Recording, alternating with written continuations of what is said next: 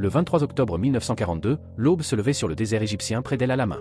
À l'intérieur des coques exigus de leur char Carro Armato M13/40, les équipages de la division blindée Harriet vérifiaient leurs munitions une dernière fois.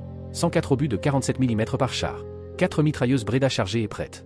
Derrière eux, le bruit des moteurs diesel qui grondaient alors que 278 chars moyens italiens se préparaient pour ce qui allait devenir la plus grande bataille blindée de l'histoire nord-africaine. Ces tankistes italiens n'avaient aucune idée que dans quelques heures, ils allaient être témoins de quelque chose qui allait briser toutes les hypothèses qu'ils avaient sur leur équipement et leur chance. Les Américains étaient arrivés avec un char qui allait rendre le M13/40, fierté de l'Italie et véhicule blindé le plus produit, complètement obsolète. Ce qui suivit n'était pas seulement une défaite militaire, mais une révélation qui allait transformer des milliers de soldats italiens de croyants dans la propagande fasciste en témoins de la puissance industrielle américaine. Ceci est l'histoire de comment les équipages de chars italiens ont découvert à travers le feu et l'acier qu'ils menaient une guerre avec un équipement désespérément surpassé. Une transformation si complète qu'elle allait changer non seulement les soldats individuels, mais le destin d'une nation entière.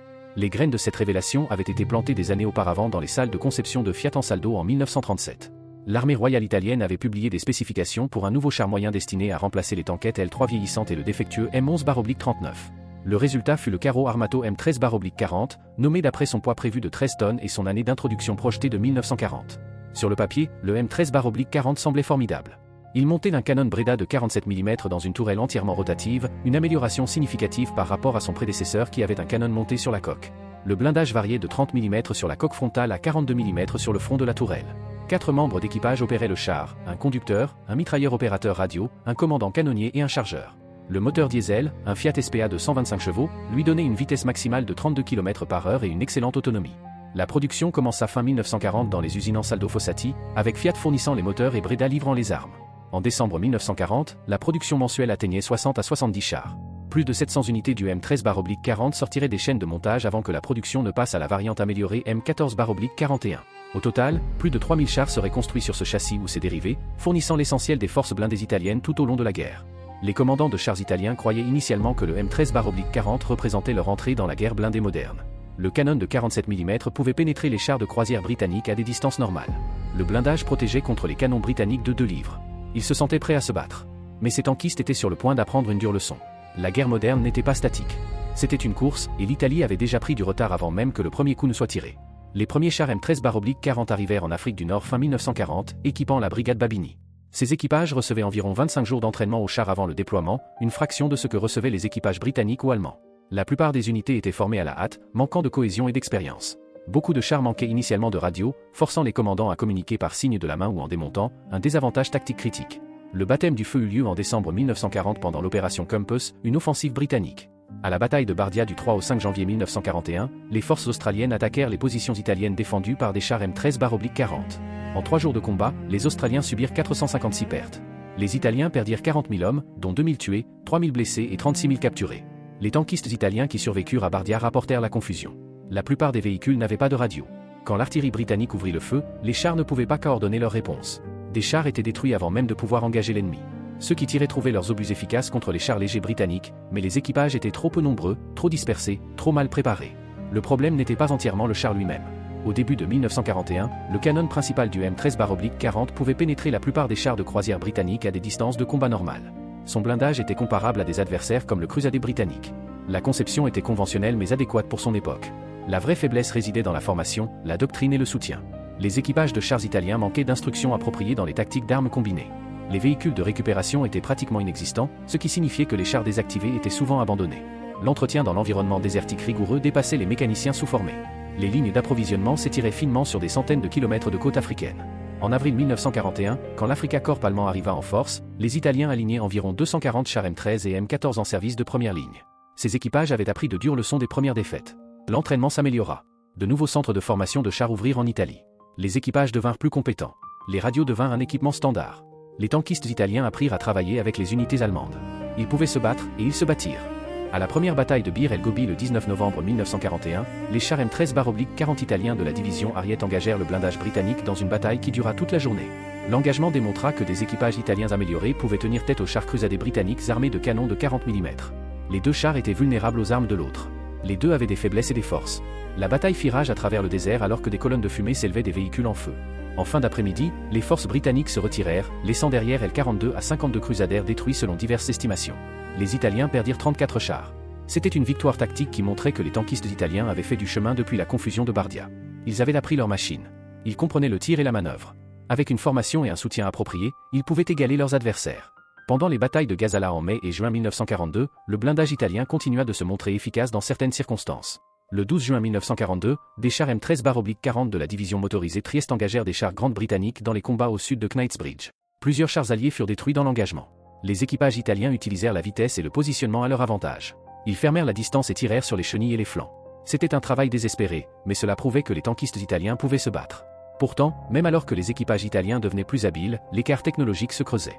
Au début de 1942, les Britanniques commencèrent à déployer le char moyen M3 Grant de construction américaine en nombre significatif.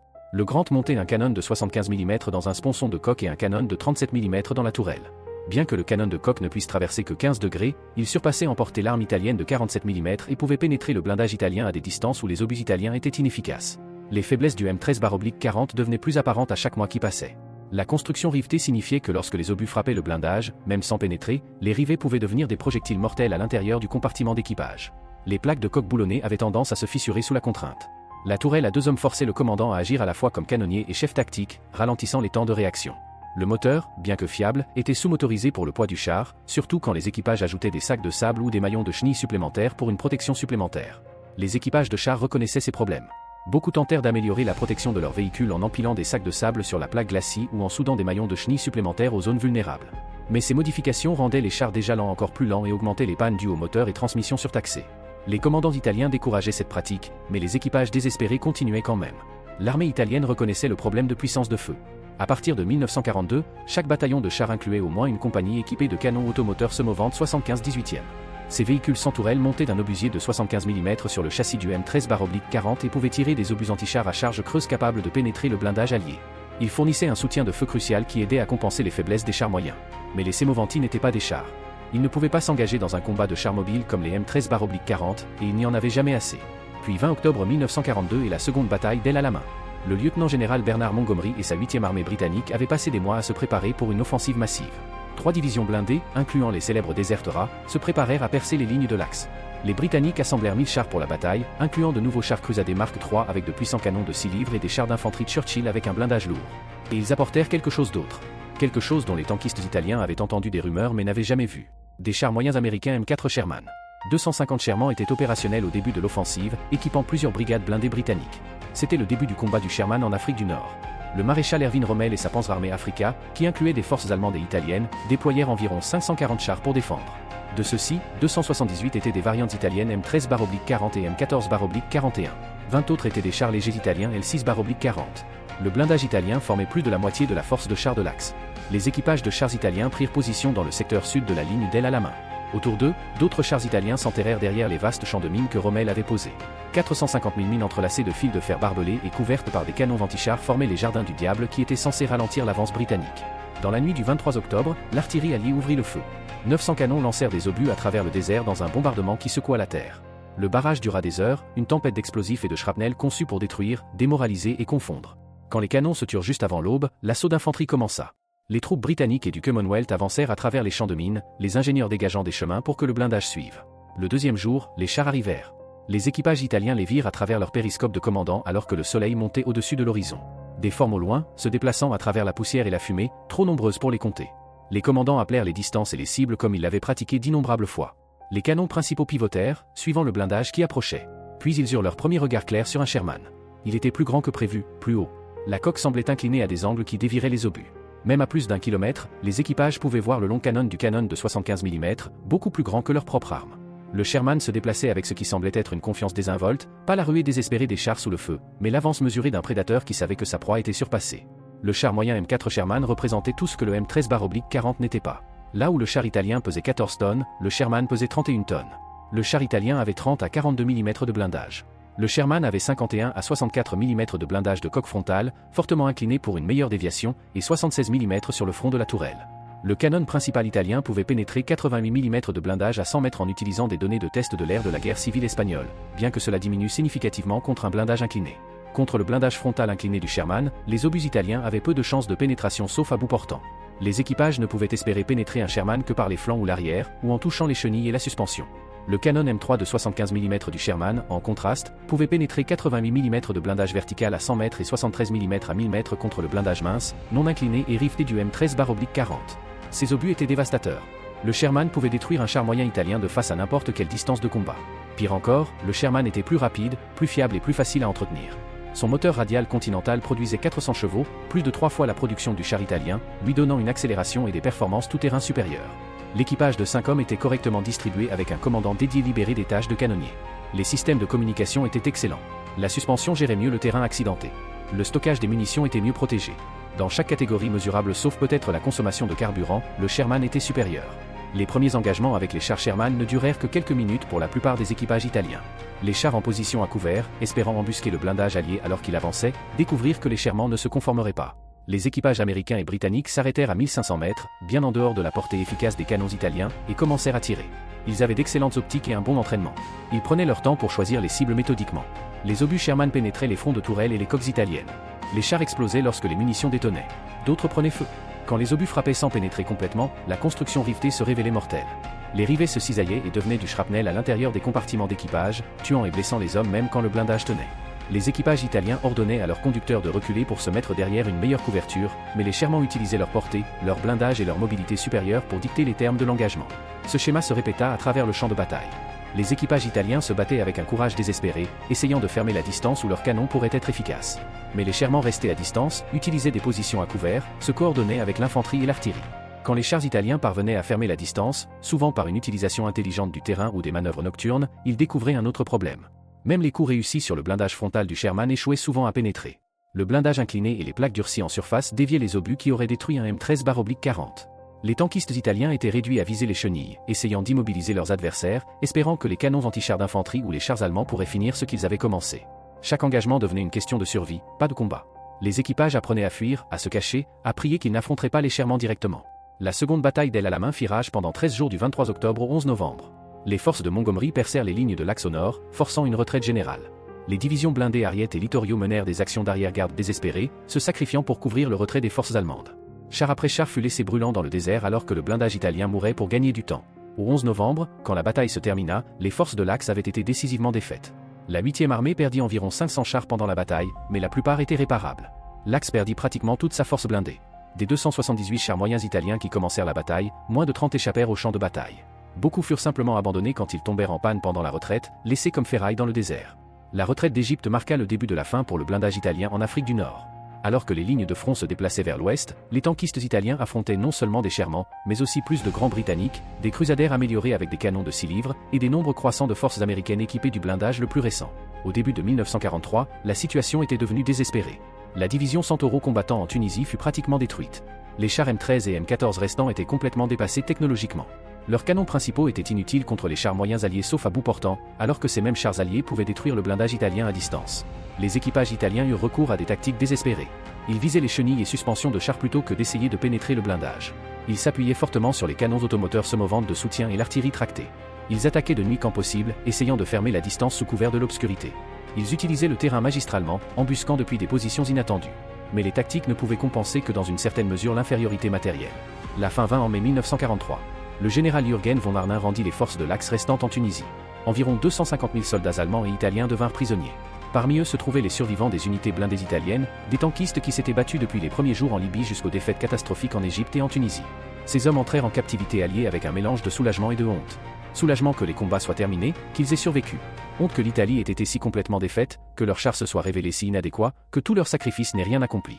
Mais la captivité apporterait ses propres révélations, des révélations qui se révéleraient encore plus psychologiquement dévastatrices que les défaites sur le champ de bataille. Ils verraient une capacité industrielle qui rendait leur perte sur le champ de bataille non seulement compréhensible, mais inévitable. Plusieurs milliers de prisonniers italiens furent expédiés aux États-Unis. Le voyage à travers l'Atlantique durant l'été 1943 prit 2 semaines à bord de navires Liberty américains. Ces navires eux-mêmes étaient des monuments à la puissance industrielle américaine. Le célèbre SS Robert E. Peary avait été lancé après seulement 4 jours, 15 heures et 29 minutes de construction au chantier naval Kaiser à Richmond, Californie, en novembre 1942. Bien que l'équipement supplémentaire ait prolongé le temps de livraison totale, la construction normale atteignait en moyenne 30 à 42 jours en 1943. Ces navires, produits à un rythme approchant 3 par jour au pic à travers plusieurs chantiers navals, revenaient après avoir livré des fournitures au théâtre européen. Les prisonniers italiens remarquèrent immédiatement l'abondance. Les marins américains mangeaient des repas qui incluaient de la viande fraîche, des légumes, du pain blanc et du lait. Le gaspillage choquait les Italiens. Les marins jetaient de la nourriture à moitié mangée, du pain restant, des portions en excès. Des choses qui auraient été précieuses en Italie étaient jetées sans réflexion parce que l'approvisionnement semblait infini. Les membres d'équipage américains mangeaient mieux que les officiers italiens. Ils se plaignaient de la qualité de la nourriture tout en mangeant des steaks et des fruits frais. Ils jetaient en un jour ce que les familles italiennes considéreraient comme la ration d'un mois. Quand les navires approchèrent de la côte américaine et accostèrent à Norfolk, Virginie, en août 1943, les prisonniers reçurent leur première vue de l'infrastructure industrielle américaine. La base navale s'étendait sur des milliers d'acres. Des dizaines de navires chargés et déchargés simultanément. Des grues électriques soulevaient des cargaisons qui auraient nécessité des équipes de travailleurs en Italie. Le port fonctionnait 24 heures sur 24, illuminé de lumières électriques même la nuit. D'anciens ouvriers d'usines des villes industrielles italiennes comptèrent des dizaines de cargos à divers stades de chargement. Ils notèrent dans des lettres chez eux que chaque grue déplaçait plus de matériel en une heure que les dockers italiens ne pouvaient en gérer en un jour. Tout fonctionnait à l'électricité. Tout était mécanisé. Tout était efficace à une échelle qui semblait impossible. Les prisonniers furent chargés dans des trains pour le transport vers l'intérieur. Pas des wagons à bestiaux, mais des voitures de passagers avec des sièges rembourrés. Le voyage de Norfolk au camp de prisonniers dans l'intérieur américain prendrait plusieurs jours, passant par la Virginie, les Carolines, le Tennessee et dans le Texas et l'Oklahoma. En chemin, les prisonniers italiens pressèrent leur visage contre les fenêtres, témoins d'une Amérique qui contredisait tout ce que la propagande fasciste leur avait dit. Chaque petite ville brillait de lumières électriques. Les magasins avaient des vitrines illuminées affichant des marchandises. Les maisons avaient des lumières dans plusieurs pièces. Les usines fonctionnaient en équipe de nuit, leur parking plein d'automobiles d'ouvriers. Des automobiles. Des centaines d'entre elles. Des milliers d'entre elles. En Italie, la possession d'une voiture privée était un privilège des riches. Ici, les ouvriers ordinaires conduisaient au travail. Les officiers italiens qui avaient voyagé à travers l'Allemagne notèrent dans des lettres qui passèrent les censeurs alliés qu'ils avaient traversé des dizaines de villes et cités américaines. Chacune avait plus d'éclairage électrique que Rome. Ils passèrent devant des usines plus grandes que toutes à Milan ou Turin. À minuit, ils virent des parkings pleins de voitures appartenant à des ouvriers de l'équipe de nuit. Des ouvriers de nuit possédaient des voitures. En Amérique, les ouvriers possédaient des voitures. Les trains passèrent près d'installations industrielles qui démontraient la capacité de fabrication américaine. Près de Louisville, les prisonniers aperçurent le complexe de caoutchouc synthétique Roberthorn. Plusieurs usines massives, employant chacune des milliers de personnes, formaient partie d'un programme national qui produisait plus de 800 000 tonnes de caoutchouc synthétique par an en 1945. Les installations de Louisville contribuaient seules près de 200 000 tonnes au pic de production. L'Italie et l'Allemagne combinées ne pouvaient égaler la production américaine totale. Près de Détroit, les trains ralentirent alors qu'ils passaient devant l'usine de bombardier Willow Run de Ford. Cette seule usine, construite en seulement 9 mois, produisait un bombardier B-24 Librator toutes les 63 minutes au pic de production en 1944. À son apogée, 42 000 ouvriers assemblaient des bombardiers à partir de plus d'1,5 million de pièces fabriquées par 1500 sous-traitants. L'usine était visible à des kilomètres. Une structure si grande qu'elle semblait impossible. Les prisonniers italiens qui avaient servi dans la Regia Aeronautica reconnaissaient ce qu'ils voyaient. Cette seule usine produisait plus d'avions en un mois que toute l'Italie n'en produisait en un an. Ils avaient volé en mission au-dessus des positions britanniques et s'étaient demandé d'où venaient tous les avions. Maintenant ils savaient. Et les avions britanniques n'étaient rien comparés à la production américaine. Les camps de prisonniers eux-mêmes fournirent le niveau suivant de révélation. Camp Iron au Texas, l'une des plusieurs installations hébergeant des prisonniers italiens, contenait environ 5000 hommes dans des baraquements en bois avec lumières électriques, toilettes à chasse d'eau, douche chaude et chauffage à vapeur. L'hôpital du camp avait des appareils à rayons X, du matériel chirurgical et des fournitures pharmaceutiques supérieures à la plupart des hôpitaux civils en Italie. La ration alimentaire quotidienne incluait du lait frais, des œufs, de la viande, des légumes et du pain blanc en quantité que les civils italiens n'avaient pas vu depuis avant la guerre. Les prisonniers assignés au service de cuisine découvrirent des chambres froides, des mixeurs électriques et des cuisinières à gaz qui pouvaient préparer des repas pour des milliers de personnes. Les 10% de nourriture en surplus préparée pour s'assurer que tout le monde recevait des rations complètes étaient jetés quotidiennement. Du pain frais, des légumes parfaitement bons, de la viande en excès, tout jeté parce que les règlements américains exigeaient l'abondance. D'anciens chefs italiens assignés aux cuisines du camp écrivirent avec angoisse à leur famille. Ils jetaient plus de nourriture chaque jour que leur village entier n'en avait vu en des mois. Pas de la nourriture avariée, du pain frais, de bons légumes, de la viande sans défaut. Les Américains exigeaient l'excès pour garantir que personne n'avait faim. Ils avaient tellement que le gaspillage était une politique, pas un échec. À l'automne 1943, la pénurie de main-d'œuvre dans l'agriculture américaine conduisit les prisonniers italiens à travailler dans les champs et usines selon les règles de la Convention de Genève. Ils ne pouvaient pas travailler directement sur la production de guerre, mais ils pouvaient travailler dans des industries qui libéraient des ouvriers américains pour le service militaire. Cela signifiait que les tankistes italiens, des hommes qui avaient combattu les forces américaines dans le désert, étaient maintenant témoins de la capacité productive américaine de première main. Dans des fermes du Nebraska, les prisonniers italiens travaillaient dans des champs de blé qui s'étendaient jusqu'à l'horizon. Une seule moissonneuse-batteuse faisait le travail de 100 hommes utilisant des méthodes traditionnelles. Les rendements atteignaient 60 boisseaux par acre, le double de ce que les fermes italiennes obtenaient sur leurs meilleures terres. Les fermiers parlaient avec désinvolture d'une production qui aurait été un fantasme en Italie. Dans des installations de traitement du coton au Texas, d'anciens tankistes regardaient des égreneuses électriques traiter plus de coton en une heure que leurs régions entières ne pouvaient gérer en un mois en utilisant le travail traditionnel. Les installations faisaient partie de programmes d'électrification rurale qui s'étendaient rapidement à travers l'Amérique, transformant la productivité agricole. Les prisonniers notèrent que les fermiers qui possédaient ces installations n'étaient pas de l'aristocratie, pas une élite riche, juste des fermiers. Pourtant ils avaient l'électricité, l'eau courante, des camions, des voitures et des tracteurs. Dans une usine Campbell Soup dans le New Jersey, les prisonniers italiens regardaient des lignes de production automatisées traiter plus de tomates en un seul jour que la plupart des installations de mise en conserve italiennes ne géraient en un mois. Une femme âgée surveillait des contrôles qui géraient ce qui aurait nécessité 50 ouvriers en Italie. Elle faisait cela tout en écoutant une radio et en buvant du café pendant sa pause. L'usine fonctionnait avec un personnel réduit parce que la plupart des jeunes travailleurs étaient au service militaire. Pourtant la production dépassait les niveaux de temps de paix. Les tankistes italiens travaillant dans des dépôts d'approvisionnement militaire aidaient à décharger du matériel et gagner un aperçu de la logistique américaine. Ils virent des entrepôts pleins de pièces de rechange pour chars, camions et avions. Ils regardèrent des trains arriver quotidiennement avec des obus d'artillerie, des munitions de mitrailleuses et des moteurs de remplacement. L'abondance était stupéfiante. Ils s'étaient demandé en Afrique pourquoi les Américains et les Britanniques ne semblaient jamais manquer de fournitures. Maintenant ils comprenaient. Les Américains n'avaient pas de ligne d'approvisionnement. Ils avaient des rivières d'approvisionnement, des océans d'approvisionnement. Ils produisaient tellement que la pénurie était impossible.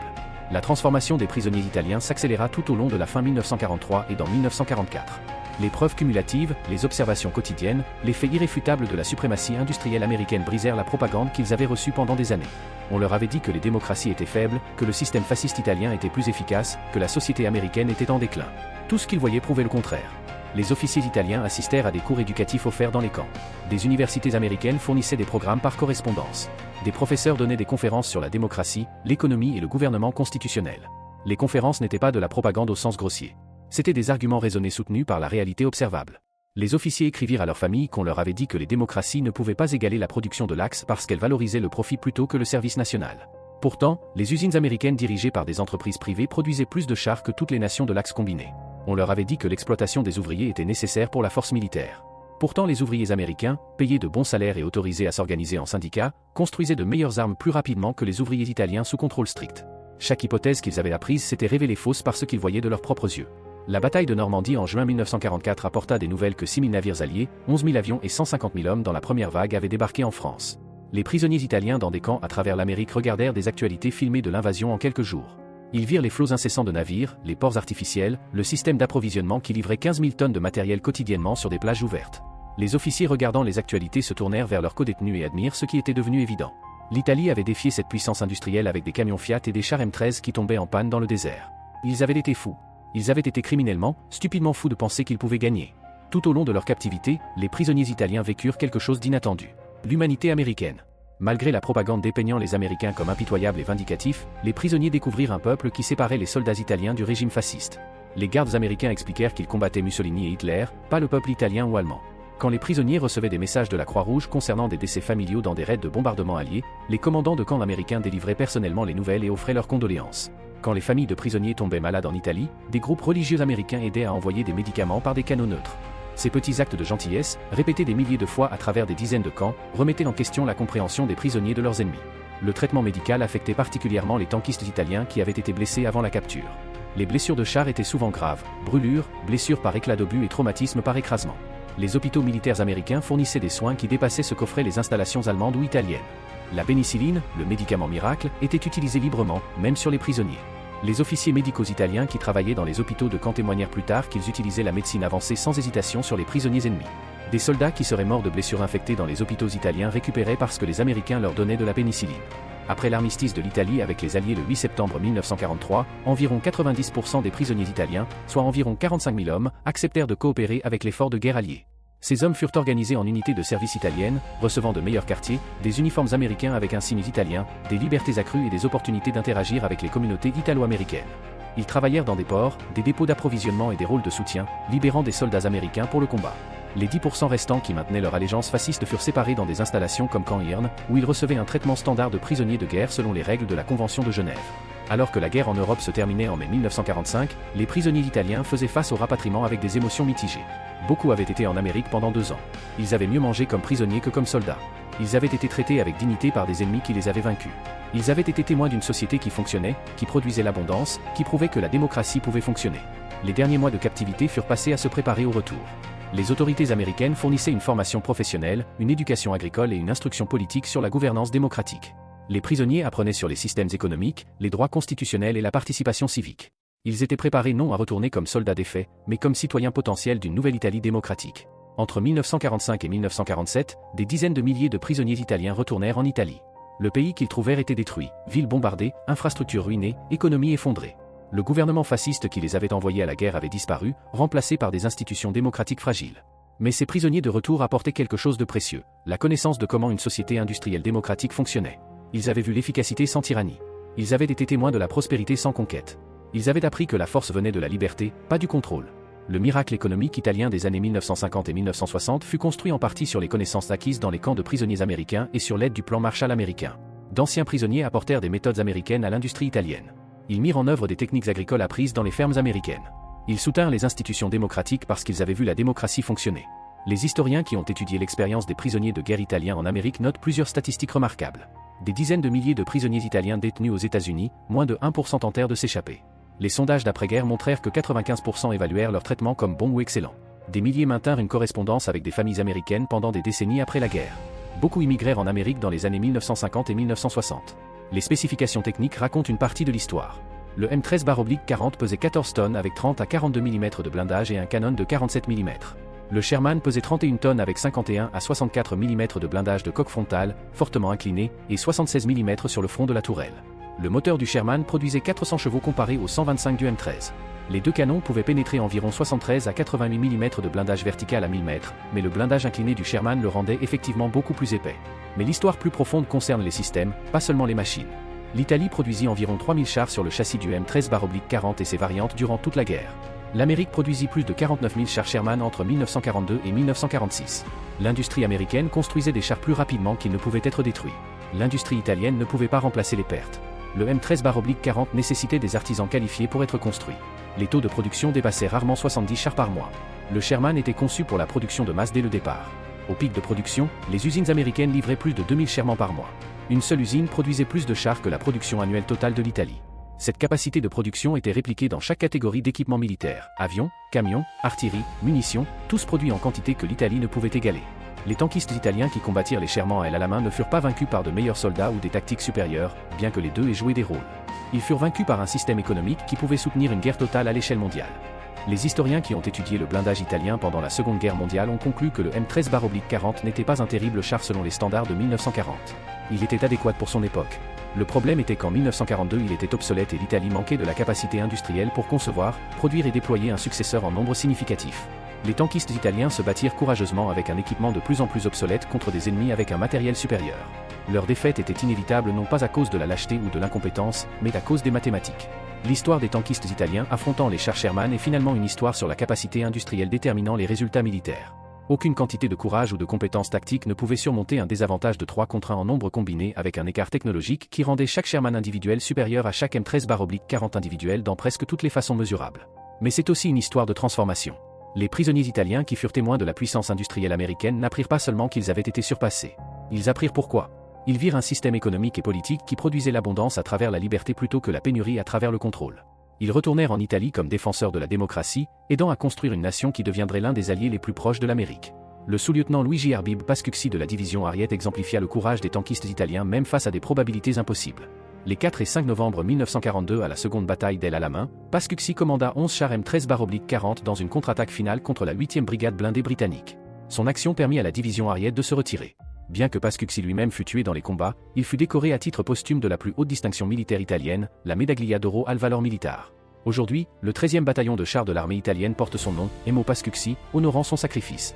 Le général Francesco Antonio Arena commanda la division Ariete pendant sa bataille finale à El Alamein le 4 novembre 1942.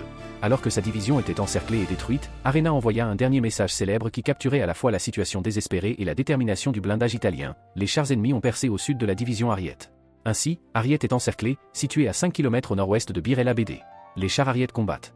La division gagna sa médaille d'or de la valeur militaire pour sa conduite dans de multiples engagements à Tobrouk, Bir el Gobi, Gazala, Alam el Alfa et El Alamein. Les récits britanniques et néo-zélandais reconnurent l'efficacité des unités blindées italiennes quand elles étaient correctement équipées et dirigées. La division Ariete, malgré un équipement obsolète et des déficiences de formation initiale, se révéla capable d'une résistance déterminée. L'historien britannique John Latimer évalua que les soldats italiens étaient durs et robustes et à d'innombrables occasions ils se battirent aussi bravement que n'importe quel soldat au monde. La division parachutiste Folgore envoya 5000 hommes à El Alamein avec seulement 304 survivants, combattant jusqu'à leur dernière munition. La transformation était complète. Les tankistes italiens étaient partis à la guerre croyant en la force fasciste. Ils rencontrèrent les chars Sherman et découvrirent que leur équipement était désespérément surpassé. Ils devinrent prisonniers et furent témoins du système industriel qui rendait leur défaite inévitable. Ils retournèrent chez eux comme défenseurs du capitalisme démocratique qui les avait battus, aidant à construire une nouvelle Italie alliée avec la nation qui avait écrasé leurs chars dans le désert. Au final, la victoire de l'Amérique sur le blindage italien n'était pas seulement militaire. Elle était idéologique, économique et complète. Les équipages de M13-40 qui combattirent à El Alamein quittèrent le champ de bataille vaincu. Mais ceux qui vécurent la captivité américaine partirent transformés, rapportant en Italie des graines de démocratie qui aideraient à créer la nation libre et prospère qui existe aujourd'hui. Le grondement des moteurs diesel dans le désert égyptien ce matin d'octobre 1942 marqua non seulement le début d'une bataille, mais le début d'une transformation. Les tankistes italiens montèrent dans leur char M13-40 comme soldats fascistes. Ils émergèrent de la guerre comme témoins d'un meilleur système, un système qui façonnerait l'avenir de l'Italie pour des générations. Ils avaient été abasourdis par les chars Sherman sur le champ de bataille. Mais finalement, ils furent convertis par ce que ces Sherman représentaient, la capacité productive écrasante de personnes libres travaillant dans des marchés libres, construisant une société libre. C'était la vraie arme qui vainquit le blindage italien. Et c'était la leçon qui reconstruisit l'Italie après la chute du fascisme. L'histoire se dresse comme témoignage d'une vérité profonde. La technologie militaire reflète les systèmes économiques. Le char Sherman était supérieur au M13-40, non pas parce que les Américains étaient intrinsèquement de meilleurs ingénieurs, bien que la conception américaine fût excellente. Il était supérieur parce que la démocratie américaine créait des conditions où l'innovation fleurissait, où la production de masse prospérait, où l'abondance était possible. Les tankistes italiens apprirent cette leçon de la manière la plus dure imaginable. À travers la défaite, à travers la captivité, à travers le fait d'être témoins du succès du système de leur ennemi. Mais ils l'apprirent à fond. Et en l'apprenant, ils aidèrent à transformer l'Italie d'une dictature fasciste en une république démocratique alliée avec la nation même dont les chars avaient détruit les leurs dans le désert nord-africain. Le M13-40 siège maintenant dans les musées comme une relique d'un système échoué. Le Sherman, bien qu'également retiré, est rappelé comme un symbole de la puissance industrielle démocratique. Mais le vrai héritage n'est pas dans les chars eux-mêmes. Il est dans les hommes qui combattirent en eux, qui survécurent, qui apprirent, qui changèrent et qui construisirent un meilleur avenir à partir des cendres de la défaite.